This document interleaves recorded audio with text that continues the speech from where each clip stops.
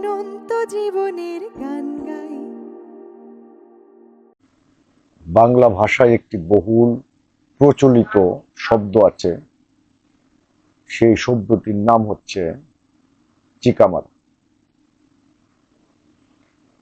আমরা আজকে এই চিকামারা শব্দটি নিয়ে একটু কথা বলব।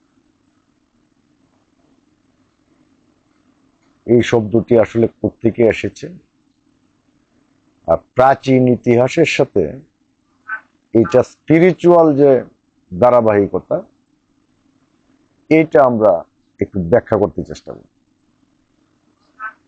চিকামারা বলতে সাধারণত বোঝায় দেয়াল লিখনকে,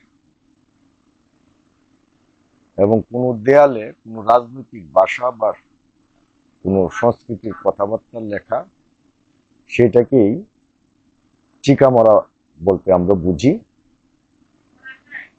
এটা মূলত যখন পাকিস্তান ছিল, পাকিস্তান আমলে 1962 সালে বা 60-এর পরে এটার প্রচলন। 1958 সালে সামরিক শাসক হিসাবে পাকিস্তানের সামরিক শাসন জারি করে আইয়ুব খান। আইয়ুব খান সামরিক শাসন জারি করার পরে সকল রাজনৈতিক দলের উপর নিষেধাজ্ঞা আরোপ করে। এই নিষেধাজ্ঞা আরোপের প্রেক্ষিতে প্রকাশ্যে রাজনৈতিক কর্মকাণ্ড পরিচালনা করা নিষিদ্ধ ছিল। ফলে যারা রাজনীতি করতেন তারা তাদের ভাষাগুলি প্রচার করার জন্য বিভিন্ন গোপন লিফলেটের মাধ্যম হিসেবে ব্যবহার করতেন, আর হচ্ছে ওই দেয়াল লিখনের মাধ্যমে তাদের প্রতিবাদগুলি প্রকাশ করতেন। ডক্টর মোহাম্মদ হান্নানের একটি বই থেকে আমরা জানতে পারি 1962 সালে প্রথম এই দেয়াল লিখনের মাধ্যমে 6 ফেব্রুয়ারি দেয়াল লিখনের মাধ্যমে চিকামারা শুরু হয় ঢাকা বিশ্ববিদ্যালয় এলাকায়। চিকামারার উপকরণ হিসেবে ব্যবহার করা হইতো পাটের আঁশ, বাঁশের কঞ্চি বা বাঁশের খণ্ডিত অংশ, জিগা গাছের ডাল, এগুলি। আর কালি হিসাবে ব্যবহার করা হইতো আলকাতরা, তারপরে ওই বিভিন্ন কাঠ কয়লা, এইগুলি। চিকামারার আরেকটি খুব জনপ্রিয় উপকরণ ছিল আমের আটি, অর্থাৎ আমের আটির যে শক্ত অংশ আছে সেই শক্ত অংশটা কেটে তার ভিতরে একটা নরম অংশ পাওয়া যায়, সেটা দিয়া এই দেয়ালে লেখা যেত এবং সেটা টেকসই হইত। এই যে রাজনৈতিক বক্তব্য দেয়ালে লেখা, এটা করত ছাত্রছাত্রীরা গোপনে এবং রাতে, কারণ রাজনৈতিক কর্মকাণ্ড তখন নিষিদ্ধ ছিল। তারা ওই হাতে লাঠি সুটা নিয়ে রাস্তায় বের হইতো কয়েকজন মিলে। তখন গোয়েন্দা সংস্থার লোকজন যদি তাদেরকে জিজ্ঞাসা করতো যে আপনারা কি করছেন, তখন তারা বলতো যে আমরা চিকা মারছি। অর্থাৎ ঢাকা শহরের রাজপথে তখন চিকার উপদ্রব বেড়ে গিয়েছিল এবং এই লাঠি দিয়ে তারা চিকা মারতেছে এটা বুঝাই। সেই থেকে এই দেয়াল লিখনের একটা সাংকেতিক ভাষা হয়ে দাঁড়ায় এই চিকামারা। এই চিকামারা 62 সালের পরে 1969 সালে ব্যাপক জনপ্রিয়তা অর্জন করে। 1969 সালে যখন হেলাল হাফিজ নিষিদ্ধ সম্পাদকীয় কবিতাটি লিখেন, এখন যৌবন যার, যুদ্ধে যাবার তার শ্রেষ্ঠ সময়, এটি বিভিন্ন জাতীয় দৈনিক পত্রিকায় তিনি দেন এটি প্রচারের জন্য বা প্রকাশের জন্য, কিন্তু কোনো পত্রিকায় এই কবিতাটি প্রকাশ করতে রাজি হয়নি। ফলে ওই সময় ঢাকা বিশ্ববিদ্যালয়ের দেয়ালে প্রথম দেয়াল লিখন হিসেবে এই কবিতাটি প্রচার করা হয় এবং তারপর থেকে এই চিকামারা ব্যাপক জনপ্রিয়তা অর্জন করে।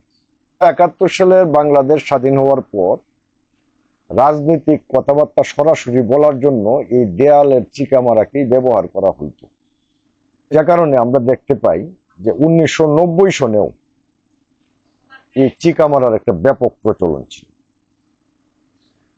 এবং এই কাজগুলি করত সেই সময়কার প্রগতিশীল যে ছাত্র সংগঠনগুলি আছে তাদের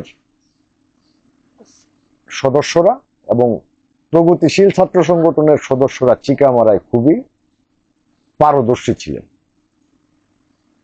তারপরে আমাদের এই দেশে আসছে একটি কর্তৃত্ববাদী সরকার। সেই সরকারের আমলে মানে নিজের কথাগুলি আর বলা যাচ্ছিল না। যখন বলা যাচ্ছিল না বা কথা বললেই যখন গুম, খুন, জেল, জুলুম, হুলিয়া এগুলি আইসা ভর করত, তখন এই ভাষাটা বদলে যায়, দেয়াল লিখনের ভাষাটা বদলে যায়, এবং যিনি লিখেছেন বা এই দেয়ালগুলি লিখতেন তিনি আড়ালে চলে গিয়ে নিজেকে প্রকাশ করতে চান না, কিন্তু দেয়ালে বিভিন্ন ধরনের লেখা সাংকেতিক ভাষায় লেখা হতে থাকে এবং তার সাথে ছবি যুক্ত হয়। এইগুলির নাম দেওয়া হয় গ্রাফিতি। আমরা প্রথমেই এক জায়গায় আমরা দেখি যে ঢাকা বিশ্ববিদ্যালয়ের একটি দেয়ালে কষ্টে আছি আইজুদ্দিন এই ধরনের একটি লেখা।